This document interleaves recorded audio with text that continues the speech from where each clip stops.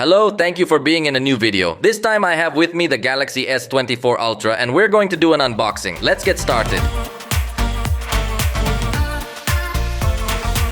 This is the flagship device recently launched by Samsung and is already on pre-sale in different countries. In the case of Mexico, the price is $30,999 and they are giving you double the storage. Or if you want, you could buy the 256 version for the same price. I don't know why, but if you want to, you can do it. Also, the 1TB version, if you buy it pre-sale, is at the price of what the 512 version would normally be. So, the promotion is interesting, although they are obviously exaggeratedly expensive devices. On the screen, you saw the reference price in dollars. Also, remember that the prices here are not the same as over there, so that could vary a lot. Next, join me to discover what's in the box.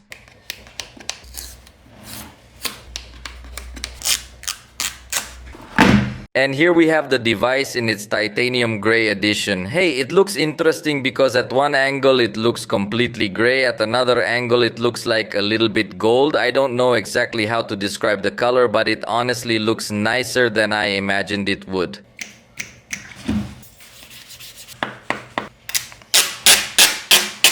Surely at first glance it looks very similar to the last generation, and it is, although we will find some differences that I will tell you about in a moment. But first, let me turn on the device and then let's see what else comes in the box. It's already turning on. And ready, on this side we're going to find the key to remove the tray. We also have the very famous little pieces of paper, which as you can see, even in this they saved cost because it is very little. And finally we have the cable, which obviously will be USB-C to USB-C. Remember that it does not include charger, so that you must buy it separately. It supports up to USB-C to USB-C charging. Let me save absolutely everything in this box and I'll be right back.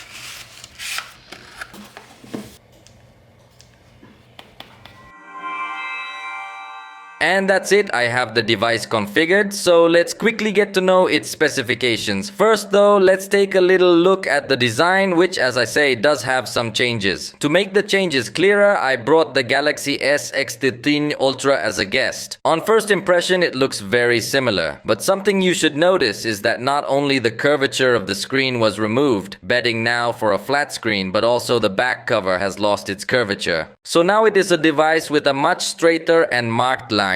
The frame has gone from aluminum to titanium, and with that change has also changed a bit the finish, passing now a matte finish that I personally like much more. It is now a slightly thinner device, specifically the difference is 0.3 millimeters, so it is a minimal difference, but even the cameras come to protrude slightly more from the body of the device. Personally, I would have liked them to keep the same thickness, or even I wouldn't have minded if they increased the thickness a bit in exchange for giving us a bigger battery, but for some reason Samsung preferred to make this device thinner. Its thickness is exactly 8.6 millimeters and it weighs 232 grams. The screen continues to be 6.8 inches with Quad HD Plus resolution, but the new glass it includes is much less reflective than the last generation. Notice the difference. In this aspect, I think it is a very important evolution because it will allow you to have a kind of higher contrast because there will no longer be so many reflections on the screen. This for me is one of the main changes. It is called Gorilla Armor. Previously there was Gorilla Glass Victus 2, which was already a good glass, but now they have improved the reflections and they have also improved the resistance. So this change would definitely be worth it. In addition, they now finally integrate the adaptive color tone that will allow the display to adjust to the white color of the environment. With this, you are going to have a more comfortable viewing since in many occasions the screen usually looks too blue compared to the environment. Notice how right now when I have this option turned off, the screen looks very blue because the white color of the environment in which I am recording at the moment is warmer. But when I turn this option on, the screen will adapt that white color and it will stop looking so blue. So honestly, I have been waiting for this option for a long time. iPhone had it for a long time and more manufacturers were putting it, but Samsung did not. Finally came the day that we can enjoy the adaptive color tone, although it will probably consume a little more battery because it uses the camera to adapt the color, unlike the iPhone that uses special sensors. Look at the difference with the option on and with the option off. There is definitely a lot of difference for more comfortable viewing.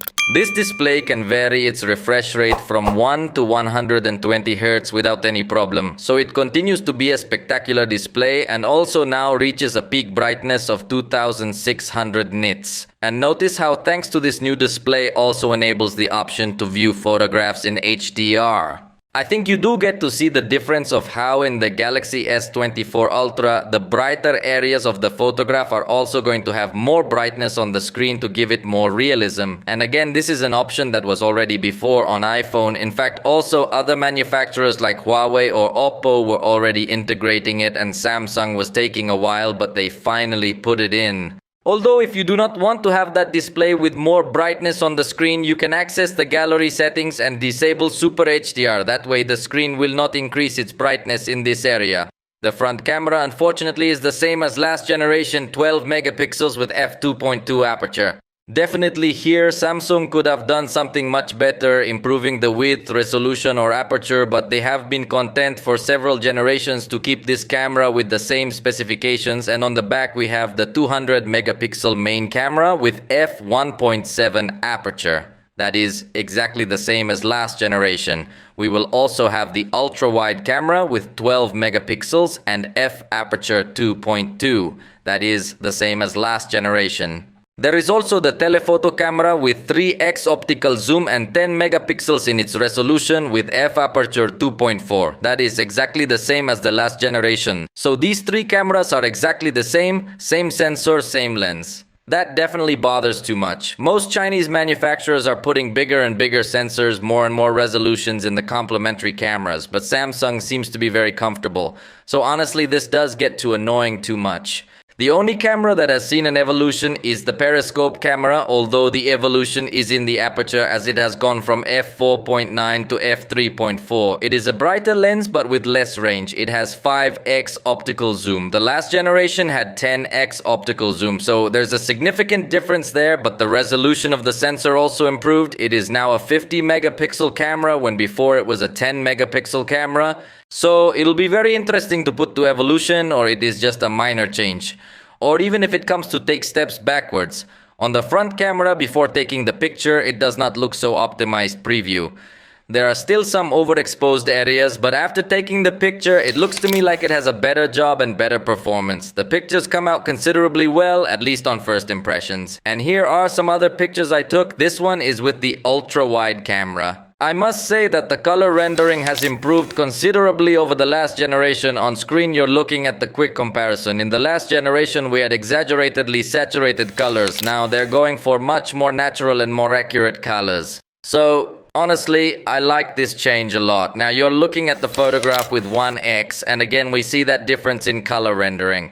Next is the 2x zoom photograph, where it supposedly maintains optical quality, but I honestly feel like the last generation comes out with more detail. Then you're looking at the 3x zoom picture, and again I feel that the last generation has more detail in the picture. Then we're looking at the 5x zoom photograph, which is supposed to already be the optical zoom on the Galaxy S24 Ultra, but again I feel like the past generation photograph has even more detail. So possibly this needs an update to further optimize these details. Now you're looking at the 10x zoom photography. In the S23 Ultra, it's optical zoom, and in the S24 Ultra, it's optical quality zoom, cropping the sensor, but again you see more detail in the past generation. Also in the 30x zoom photography, I see slightly more detail in the last generation, although in this case they look very similar. And finally, at the maximum 100x zoom, again I see more detail in the last generation.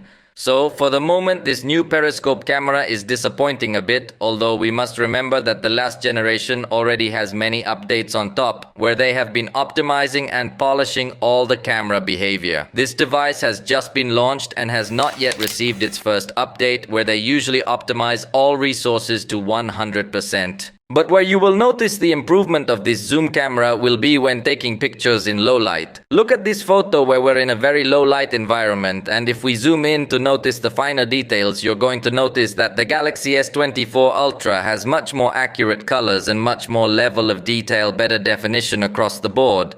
So this zoom camera improved specifically for low light captures. But let's move on, and now we're talking about video recording.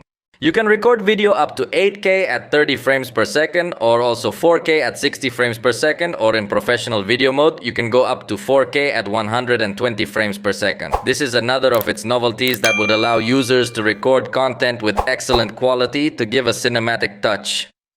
The device maintains stereo sound, although it has changed the design of the speaker grille. In fact, also the microphone for noise cancellation, as you can see, has been repositioned to move to the top. In addition, it maintains fingerprint reader inside the screen and also maintains 5000 mAh battery. But notice how in this version of the operating system it comes with, we have more battery protection options, as we can turn it on and use a basic protection that will simply make the device stop charging when it reaches 100% and resume charging when it has dropped to 95%. It also has adaptive or smart charging that will charge very slowly throughout the night to finish charging when you're about to wake up, or finally the maximum protection that blocks charging completely when the device reaches 80%. So, we have some good battery protection options, although we will surely see several new software features through an update also present in the Galaxy S24 Ultra. Other software novelties are all its artificial intelligence features. It can translate phone calls, the keyboard can help you compose other things, it can also help you translate messages and more.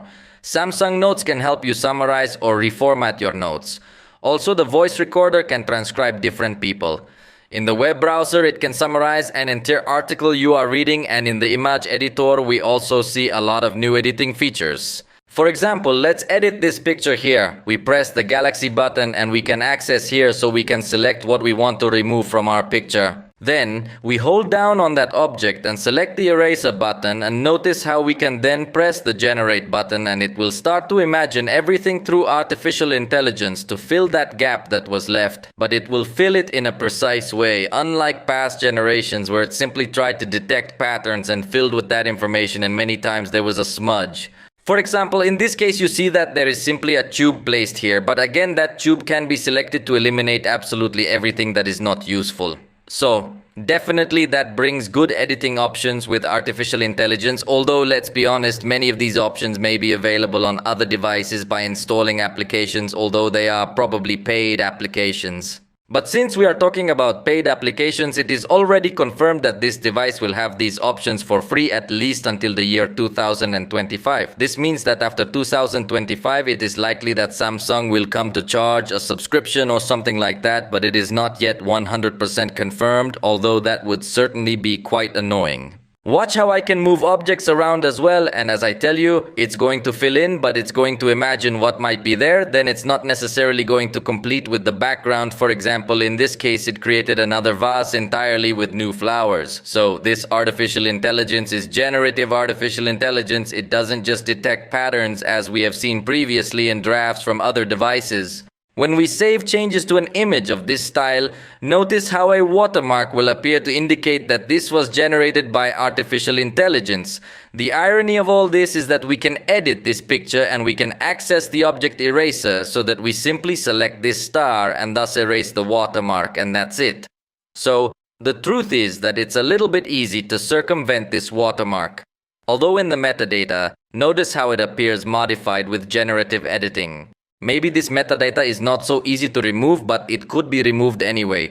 And notice how in some photographs it will also give you editing suggestions.